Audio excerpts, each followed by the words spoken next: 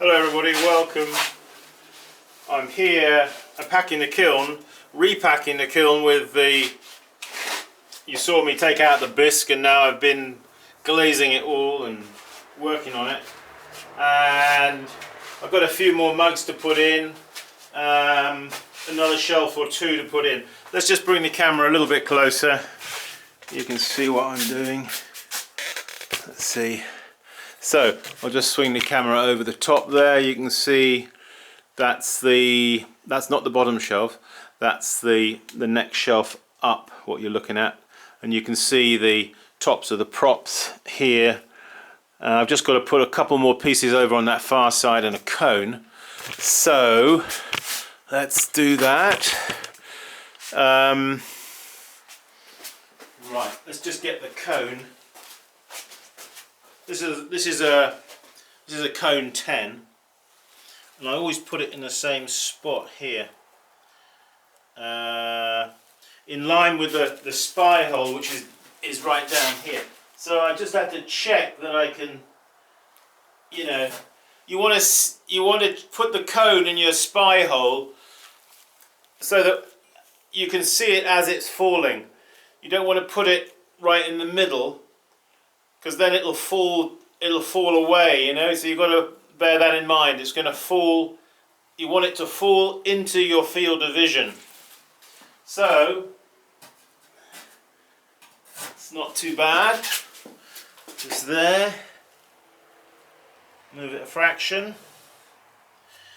So yeah, so what do we got? Let's see, a couple of more. I've got those guys over there. Let's see if I can. These are these tankards, which you've been watching me do them. These are now in their finished state. They're glazed on the inside, just over the rim. It has a band of cobalt blue on the top there. You have the sgraffito decoration, and then I've sprayed it over with wood ash. So that's the story so far. La, la, la, la.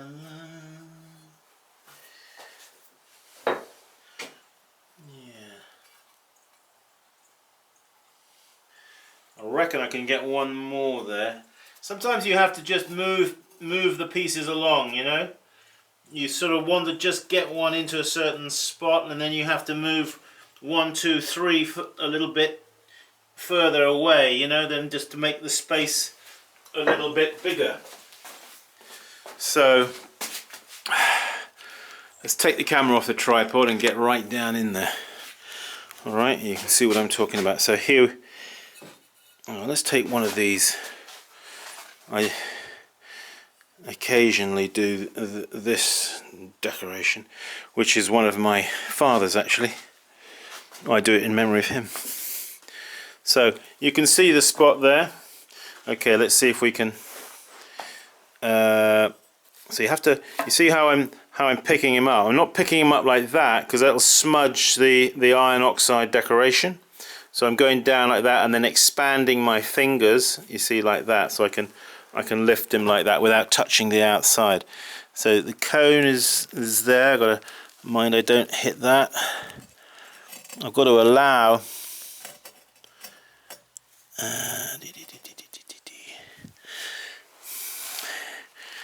yeah, that will work.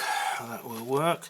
You see the kind of space we were allowing. You can see there's a couple of little toggles down there. And I'm pretty close down there.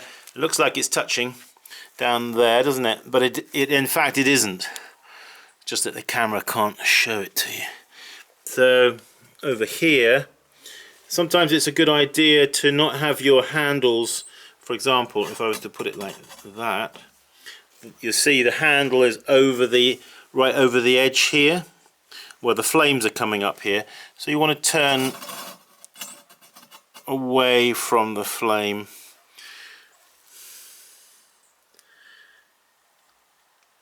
Okay. So that shelf is now complete. So what we have to do is let's put this back on the tripod. Sorry folks, we're just getting right in there with the action, aren't we? I'll move this back a touch so I can maneuver with the kiln shelf. And so this kiln shelf, where is my, oh yeah, this little kiln shelf, this little fella. I just sometimes before I put him in just check him that he hasn't got any protrusions, you know what I mean? Got a piece of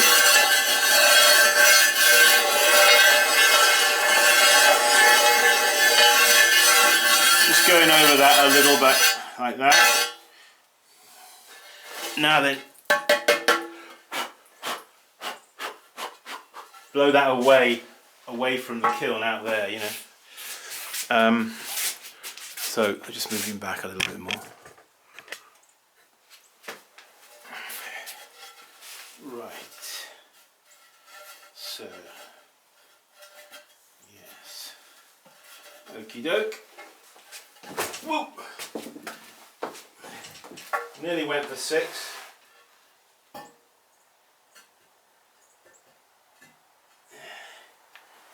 There he is.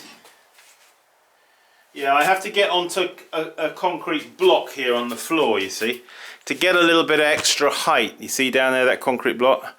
Well, I just slipped off the edge of it.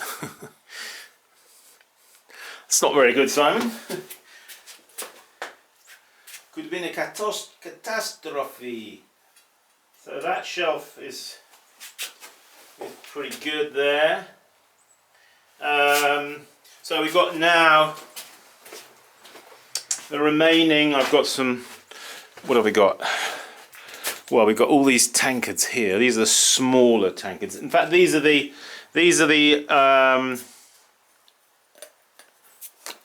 iron oxide. Are they? Yes. It should be the iron oxide.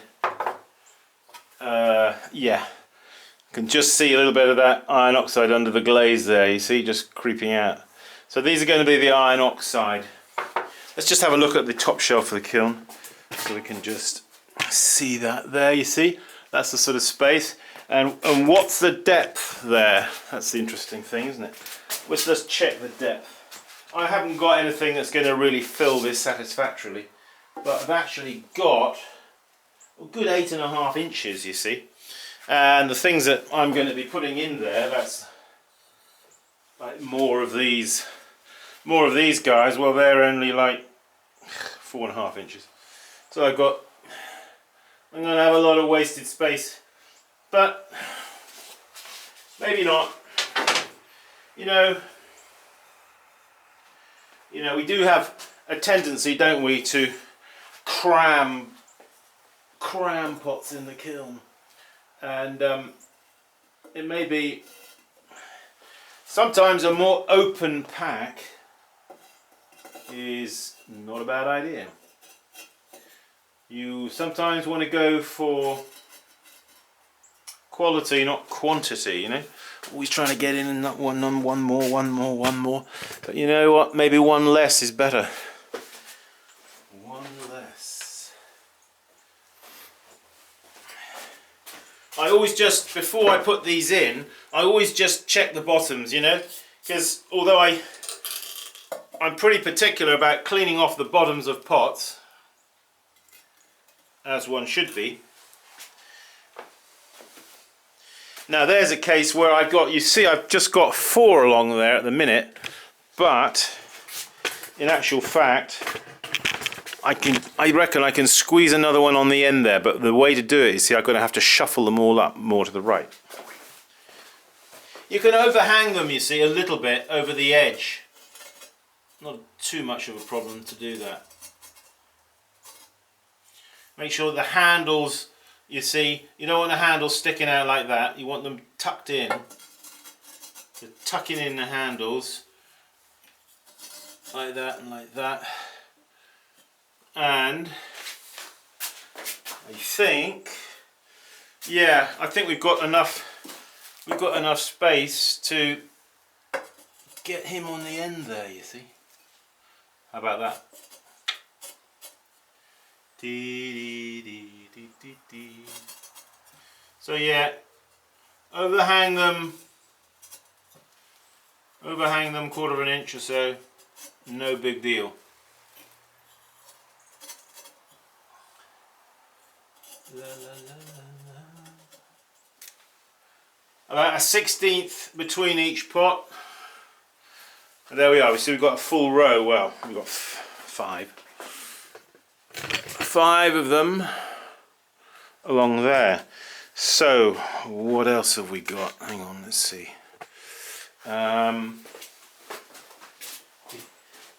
We've got some more of the same. I'm just going to put them there roughly for now.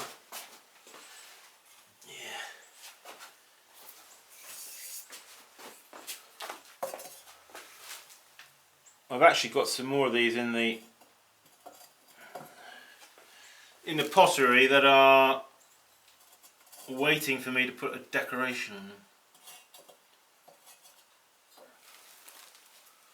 La, la, la, la.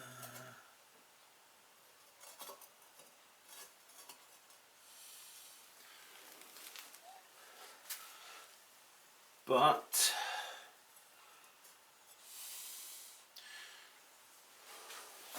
I'm now scanning the shelf up there to see. Question is, do I go and decorate some more, which is going to take me another 15-20 minutes. I'm trying to get this kiln off, you see. It's already 4 o'clock in the afternoon. It's going to go now till midnight. So maybe I should just put that there.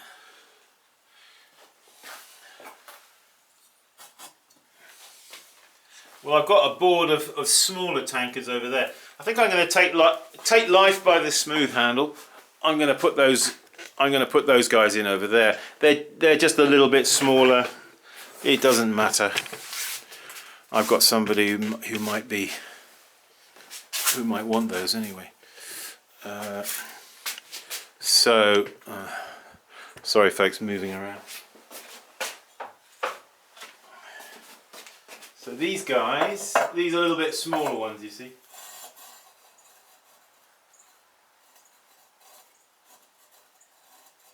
Now, if you take a pot, this is a way to pack a kiln.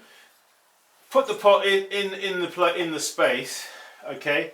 Then touch it, move it till it touches, okay, and then just move it back a little bit.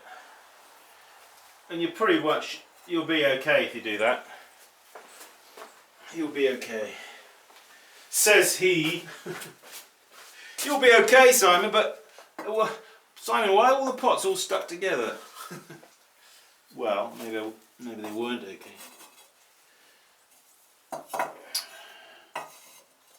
Well, these guys, you see, don't have a decoration, and this is because the decoration is underneath. So these guys, I can just pick them up and hold them. No worries. No worries. That's in there. We've got a few more there. Oh, I've got some tea bowls here as well. Whoa. Oh, and some little pictures. How about that? Some little pictures. Now here's an instance of something. I'll just show you. You see this here. You see that there. I don't know if you can see that. You see where my finger was on the lip there. You see there's a bit of a kind of protrusion, a run there. Just here. Well, that's not a bad idea just to give that a slight rub. Like that, sort of blend it in, you know. So that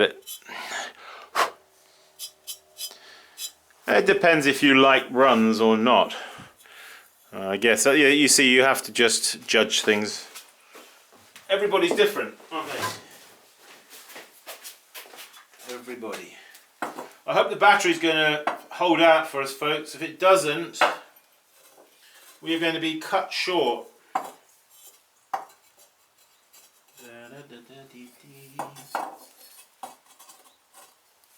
Yeah, let's just leave a bit more space here. A few more to put in there, and a few more tea bowls. Okay folks, well that's it. I'm going to be firing this tonight. Just to show you, there it is. I will show you when it's cooked. When it's fired. Yeah. Okay, I think I better just get on with this speedily. Speedy Gonzales. Thanks very much folks for joining us. Yes, it's another fairly regular firing of functional pots. One of the nice things about packing a kiln full of functional pots is that it's fairly quick. You can load them in fairly quickly. So long as you've got them all ready, you can pile them in, you know. And that's what you really want, you know. You don't want to be spending all day packing the kiln, because it's every little piece is an individual pot and you've got to fit it in. Just slam them in there, one on shelf after another, and you know. I like doing individual pots as well, but you know, I'm trying to get back into a bit more of a run of functional stuff. Thanks for joining us folks. SimonLeachPottery.com is my website. You can go there and check it out.